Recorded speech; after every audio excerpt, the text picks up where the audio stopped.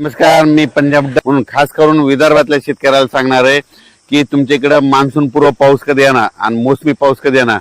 तर सर्वप्रथम विदर्भातल्या सर्व शेतकऱ्याला सांगू इच्छितो की अचानक पाऊस कंप्लीट 21 दिवस राहिलेला आहे. तुम्ही काय करा, शेतीचे कामे करून घ्या, कारण की 21 दिवस पाऊस राहिला आहे. तर तुम्हाला एक सांगू इच्छितो, मान्सून पूर्व पाऊस तुमच्या इकडं म्हणजे तुमच्या विदर्भाकडे, पूर्व विदर्भ आणि पश्चिम विदर्भाकडे. मी आता सध्या आहे आर्णीमध्ये, आर्णी यवतमाळ जिल्ह्यामध्ये आर्णी तालुका आहे. तर तुमच्या इकडं तुम्हाला सांगू इच्छितो 27, 28, 29, 30, 31च्या दरम्यान मान्सून पूर्व पाऊस येणार आहे, म्हणून हा अंदाज विदर्भातल्या शेतकऱ्यांनी लक्षात घ्यायचा. विदर्भातल्या सर्व शेतकऱ्याला सांगू इच्छितो की तुम्ही शेतीची कामे करून घ्या.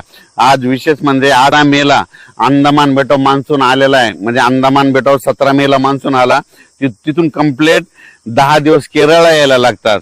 मग 10 दिवस म्हणजे 26 तारखेला तो केरळ येईल आणि त्याच्यानंतर 5 ते 7 मध्ये 7 जून पर्यंत म्हणजे महाराष्ट्रात पाऊस दाखल होऊ शकतो. म्हणून हा अंदाज विदर्भातल्या शेतकऱ्यांनी लक्षात घ्यायचा आणि आपण आपल्या शेतीची कामे करून घ्यायची.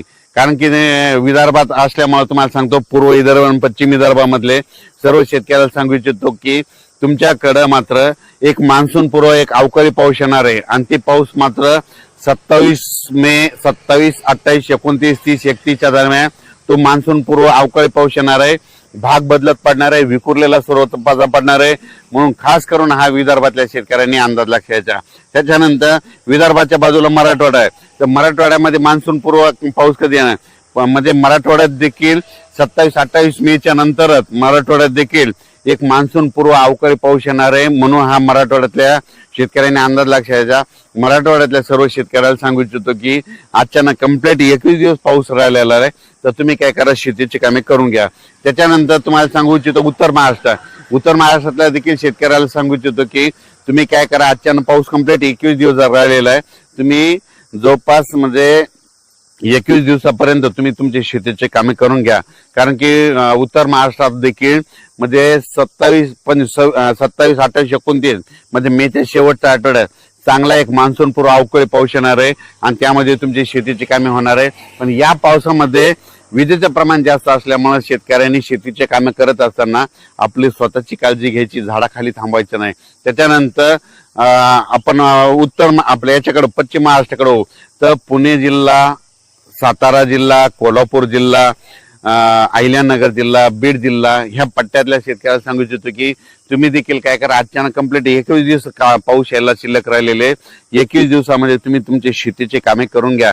कारण की मेच्या शेवटच्या आठवड्यात पुणेकडे देखील एक आणि कोकणपट्टी घाटमाट्यावर देखील पाऊस सुरू होणार आहे. म्हणून हा अंदाज सर्व शेतकऱ्यांनी लक्षात घ्यायचा. मग सांगायचं झालं तर कोकणपट्टीकडे तर जवळपास 23 तारखेच्या नंतर तिकडे पावसाचं वातावरण तयार होणार आहे. म्हणजे कोकणपट्टी, सातारा, कोल्हापूर, सांगली हे पट्टा, त्याच्यानंतर अहिल्यानगरकडे 24 तारखेच्या नंतर तिकडे वातावरण बदलायला सुरुवात होईल.